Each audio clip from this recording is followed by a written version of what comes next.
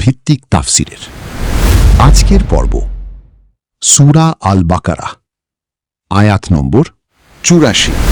أعوذ بالله من الشيطان الرجيم بسم الله الرحمن الرحيم দয়াময় পরম দয়ালু আল্লাহর নামে।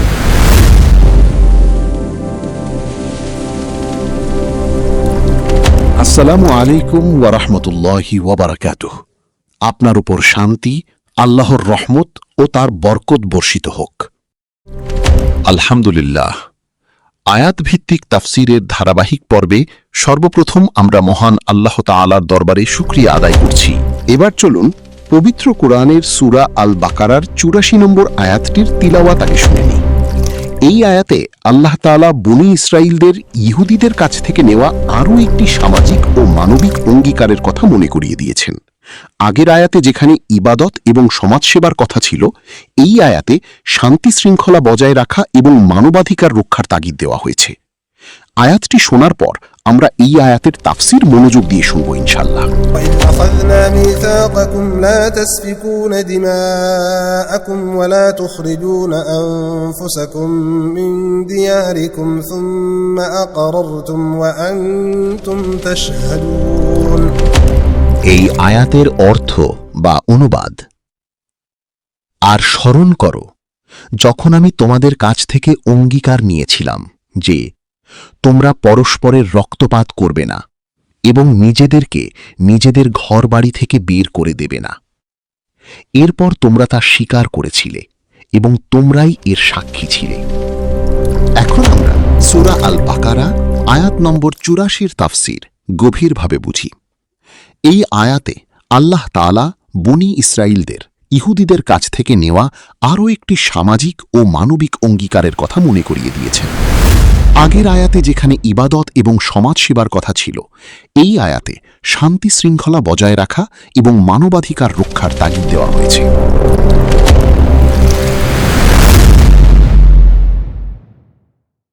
এবার বিস্তারিত তাফসির শোনা যাক। এই আয়াতের মূল বক্তব্য এবং সহজ ব্যাখ্যা হল, মদিনার ইহুদিদের পূর্বপুরুষদের কাছ থেকে আল্লাহ তাআলা তাওরাত কিতাবের মাধ্যমে দুটি অত্যন্ত গুরুত্বপূর্ণ বিষয়ে প্রতিশ্রুতি নিয়েছিলেন।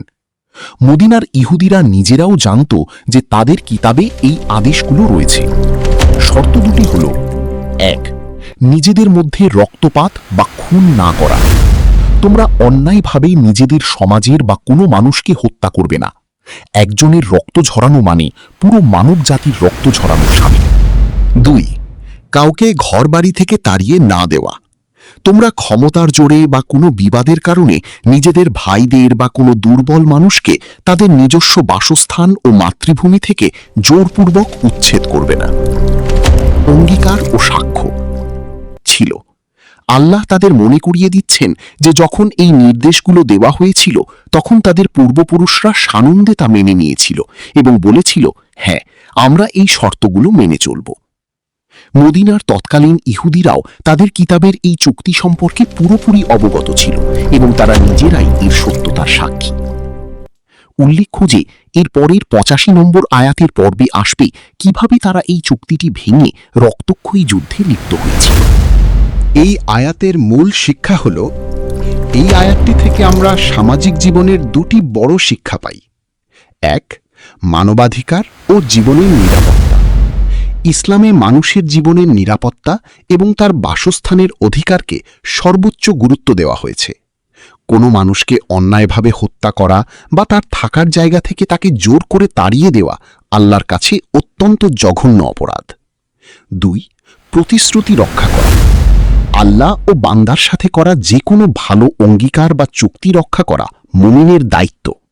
বনী ইসরাইলরা মুখে স্বীকার করেও যেভাবে পরে তা অমান্য করেছিল, মুমিনদের চরিত্র কখনো তেমন দুমুখ বা প্রতিশ্রুতি ভঙ্গকারী হতে পারে না।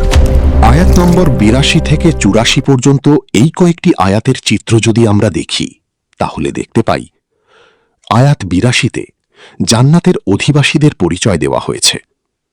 আয়াত ৮৩-এ বনী ইসরাইলের কাছ থেকে নেওয়া অঙ্গীকারগুলোর একটি অংশ উল্লেখ করা হয়েছে। আল্লাহর ইবাদত, পিতামাতার প্রতি সদ্ব্যবহার, মানুষের সঙ্গে উত্তম আচরণ, সালাত ও জাকাত। এখন আয়াত ৮৪তে এসে সামাজিক শান্তি ও নিরাপত্তা সম্পর্কিত আরেকটি অঙ্গীকারের কথা বলা হচ্ছে। তাদেরকে স্পষ্টভাবে নিষেধ করা হয়েছিল যে তারা যেন পরস্পরের রক্তপাত না করে এবং একে অপরকে নিজ দেশ ও ঘরবাড়ি থেকে উচ্ছেদ না করে। তারা এই অঙ্গীকার মেনে নিয়েছিল, কিন্তু পরবর্তী আয়াতে দেখা যাবে যে তারা নিজেরাই তা ভঙ্গ করেছিল।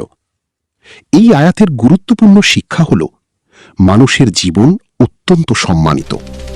অন্যায়ভাবে কাউকে হত্যা করা বড় গুনাহ।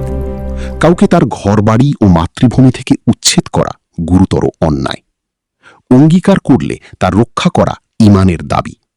মুসলিম সমাজে শান্তি, নিরাপত্তা ও ভ্রাতৃত্ব অত্যন্ত গুরুত্বপূর্ণ। এই আয়াত আমাদের শেখায় যে একজন মুমিন শুধু নিজের ইবাদত নিয়েই ব্যস্ত থাকবে না, বরং অন্য মানুষের জীবন, সম্মান ও নিরাপত্তার প্রতিও দায়িত্বশীল হবে। কাউকে কষ্ট দেওয়া, তার অধিকার নষ্ট করা বা তার জীবনকে বিপদের মধ্যে ফেলা ইসলামের শিক্ষার পরিপন্থী। এই আয়াত থেকে আমরা নোটে রাখতে পারি যে এই আয়াতে আল্লাহ তোমাদের রক্ত এবং তোমাদের ঘরবাড়ি শব্দ ব্যবহার করেছেন। এর মাধ্যমে বোঝানো হয়েছে যে একটি ঈমানদার সমাজের সদস্যরা যেন একটি দেহের মতো। একজনের ক্ষতি পুরো সমাজের ক্ষতি। তাই ইসলাম শুধু ব্যক্তিগত ইবাদতের ধর্ম নয়, এটি ন্যায়, নিরাপত্তা এবং পারস্পরিক দায়িত্ববোধেরও ধর্ম। এখন আসুন এই আয়াতের সাথে মিলিয়ে নিজেকে একবার প্রশ্ন করি, আমি কি অন্যের জীবন, সম্মান ও অধিকারের প্রতি যত্নশীল? আমি কি মানুষের সঙ্গে এমন আচরণ করি যা আমি নিজের জন্যও পছন্দ করব? আমি কি আমার দেওয়া প্রতিশ্রুতি ও অঙ্গীকার রক্ষা করি? আমার কারণে কেউ মানসিক, সামাজিক বা আর্থিকভাবে ক্ষতিগ্রস্ত হচ্ছে কিনা তা কি আমি বিবেচনা করি? একটি হৃদয়স্পর্শী ভাবনা হল, মানুষের হৃদয় জয় করা কঠিন, কিন্তু তা ভেঙে দেওয়া খুব সহজ। আল্লাহ এমন একটি সমাজ গড়তে চান যেখানে মানুষ একে অপরের জীবন, সম্পদ ও মর্যাদার নিরাপত্তা নিশ্চিত করবে। তাই প্রকৃত মুমিন সেই ব্যক্তি যার হাত ও মুখ থেকে অন্য মানুষ নিরাপদ থাকে। আল্লাহ তাআলা আমাদেরকে মানুষের জীবন ও অধিকারের প্রতি শ্রদ্ধাশীল হওয়ার, সকল অঙ্গীকার রক্ষা করার এবং শান্তি ও কল্যাণের বাহক হওয়ার তৌফিক দান করুন। আমিন।